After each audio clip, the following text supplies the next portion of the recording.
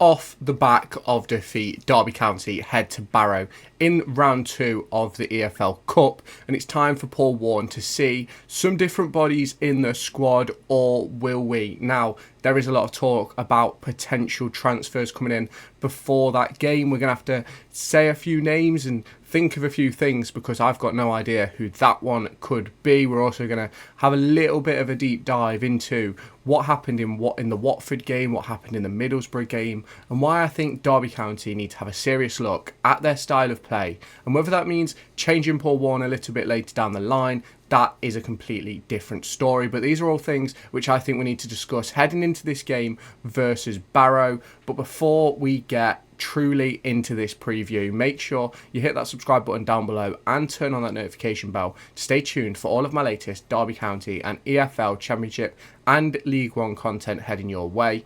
Over the course of Monday, the League One review and Championship review will be out, so make sure you've got that notification bell turned on so you can check out those videos when they drop.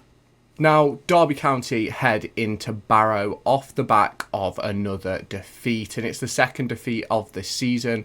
Both defeats have come away from home to Blackburn and Watford. Now, Derby County head into this game as favourites, as you would expect, a Championship side versus Barrow. It's one of those for me, and no disrespect to Barrow at all, that Derby County should be looking to win comfortably. Like, realistically, it should be a 2-3-0 job. Now, I understand people are going to say, oh, but football's unpredictable, you can't guarantee anything, but we have a squad capable of beating Barrow 2 or 3-0, in my opinion. That's just my take. Now, a lot of people may disagree, some people may agree, but for me, I think a lot needs to change around Derby County's style of play. We saw it versus Middlesbrough, we saw it versus Watford. This giving up possession and letting the opposition have the ball, I think, is a really, really bad idea in the Championship. Now, if we go back to the Chesterfield game previously in this cup competition, it was a little bit different.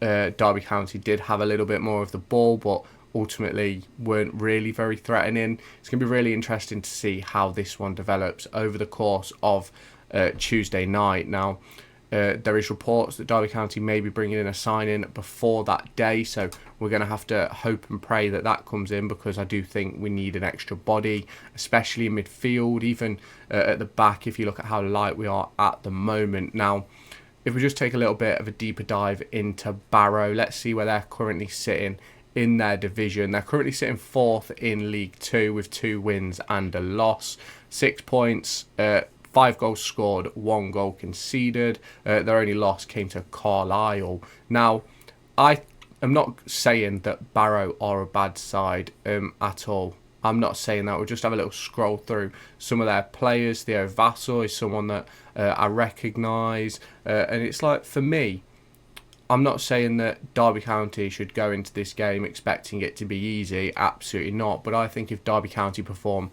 to the best of their ability, I think Derby County should win this game quite comfortably. And it's one of those for me where, yes, Barrow are doing a good job in their division, obviously, sitting 4th place, as I've just mentioned, if you want to take a little bit more of a deeper look into their season so far. But it's just, for me, it's just one of those, and I just think Derby County should be winning this game. I think with the players we have at our disposal, even our backup players are better than League 2 level, and I certainly think that there's a lot that needs to be discussed, because I think Paul Warne, over the past 2 Championship games, Middlesbrough and Watford, has obviously gone into this siege underdog mentality, and you can only shit out so many results, in my opinion, and we got one of them versus Middlesbrough. Obviously, against Watford, we wasn't so lucky. Now, obviously, heading into this game, we are still missing some key players. No idea what's going on with Corey Blackett-Taylor. His name hasn't been mentioned over the last week. Obviously, Cashin is still out. He'll miss this one, but should be back for Bristol. Rooney, is he out till April? Is he out till November? There's loads of different conflicting reports about what his injury actually is, so we'll have to wait and see what happens with that. And Kane Wilson is out until at least after the international break, so those players will not play. Ben Osborne also is on the sidelines at the moment with, I think it was a calf injury, Paul Warne said post-match yesterday. which is a disappointing loss, but hopefully he'll be back for Bristol City. Paul Warne did make that sort of the aim. Josh Vickers is also out with a groin injury, so we'll probably see Zetterstrom taking the field again. Now, if we do look at, we'll go with the last 4 results, because Derby's 2-1 win over Real Valladolid was a friendly. Obviously, as you can see, both sides sort of in different types of form. Derby County 1-2, lost 2. Barrow have won 3 and lost 1. Now, there is some players in this Barrow side that you should be looking out for. We'll just go and take a look through their statistics to show you who they are. Now, obviously, the likes of Dom Telford, look, Elliot Newby with 3 assists already this season. If we just scroll through their match ratings, Ben Jackson is the highest average at 7.51. Kean Spence and Rory Feely not far behind. Now, obviously, a lot of these players are quite clearly playing in that League 2 division. And it's one of those for me where Derby County have just got to be really careful not to have a banana skin, because I think that is what's capable in this game. And if we do, just for a second, hop on over to Derby County and we just obviously look at some of our numbers. Now, obviously, it doesn't look great when like your goal scorers are coming from the defensive areas of the pitch. Now, obviously, Caden Jackson's picked up a goal and an assist as well. Nathaniel Mendes-Lang has 2 assists. It's one of those for me where I just think Derby County are sort of... We're just a bit disappointing at the moment, and I do think there is going to be a potential where if the style of play doesn't change, it's going to get a little bit toxic, especially when you look at the fixtures we're heading into next. You've obviously got Bristol City and Cardiff, both at home. In my opinion, at home we should be looking to win our games. I think we need at least 30 to 35 points at home over the course of this season if we want to stay up, because that means we only need like 15 to 20 points to stay up or, like away from home. So then obviously you're going to Sheffield United, Norwich, Sunderland, QPR, all games which you probably aren't going to expect Derby to get much out of. So we go into these 2 games after the Barrow game, and it's sort of, we need a good result here to sort of propel us into that game. Now, let's go and take a look into my team predictions. Then we're going to say a few words on the likes of Ben Osborne, Zetterstrom, Kenzo, and how I feel Kenzo has probably been sold a little bit of a dream. If you have not done so already, make sure you hit that subscribe button down below and turn on that notification bell. Let me know your thoughts for team predictions and score predictions heading into this one. I think Derby County are going to take it 3-0. Check out my team prediction in just a moment, but make sure you've hit that subscribe button and turn on that notification bell for all my latest content. Now, heading into this game, Derby County are lacking some numbers with 6 players currently sitting on the medical table. Now, this is the team that I think should play. It's not necessarily sort of going out style of play type of thing. It's sort of these players need minutes so that they can be effective for us when they're coming off the bench, or if they've even got to step up. Now, Ryan Nyambi has essentially played the last 90 minutes. Callum Elder's had a really good start. David Ozo, I think he's played 90 in practically every game so far this season. So I just think it's time for a little bit of a change. Now, I still think Zetterstrom should start. I think he built in quite well during the Watford game. Obviously had a little bit of a wobble towards the back end of the first half where he made a bit of an error, but ultimately they happen in football. Luckily we weren't punished from it. I think the back 4 should have 2 changes. Forsyth coming in at left back, Joe Ward coming in at right back, with Bradley and Nelson staying through the 2 centre-half positions. Now, I've brought in Joe Ward because I think Joe Ward can be effective for us this year. I think he has some really good passing ability and he's probably one of the best crossers in the league. But his problem is defensively, he's not quite as sound as the likes of Ryan Nyambi or a Kane Wilson. So there's sort of question marks on sort of where he fits in. Now, I do think he can play further forward, but I think in this game we've got to keep a couple of players who can impact the performance. I've brought in Craig Forsyth just because I still think he's the best left back at the club. Nothing against Callum Elder, I just think Forsyth could do equally what he's done. So it's one of those for me.